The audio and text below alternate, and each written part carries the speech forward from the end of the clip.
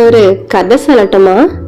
இந்த கதையில அப்பா ராமும் அம்மா ரீனும் பையன் தேனும் 3 பேரும் கார்ல போய்கிட்டு இருக்காங்க. கார்ல போகும்போது காரை அப்பா ஸ்டாப் பண்ணி நைட்ரஜன் கேஸ் அடிக்க இறங்கி போயிட்டாரு. அப்போ காருக்குள்ள இருந்த பையன் தேனுவும் அம்மா ரீனுவும் பேசிக்க போறாங்க. கேட்கலாமா?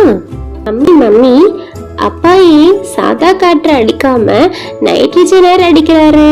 இதுதான் நல்லதா அப்படின்னு தேனு கேட்க, அதுக்கு உங்க அம்மா சொல்றாங்க, ரெண்டுக்கும் வித்தியாசம் இருக்கு தேனு.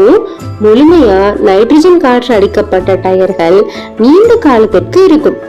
நைட்ரஜன் துகள் என்பது ஆக்சிஜன் துகள்களை விட அளவில் பெரியது. எனவே நைட்ரஜன் காற்று டயர்களில் இருந்து சீக்கிரமாக வெளியேறாது. அம்மா அம்மா, அப்போ ரொம்ப தூரம் போகும்போது நைட்ரஜன் காற்று அடிக்கணும்னு சொல்றீங்களா? அப்படித்தே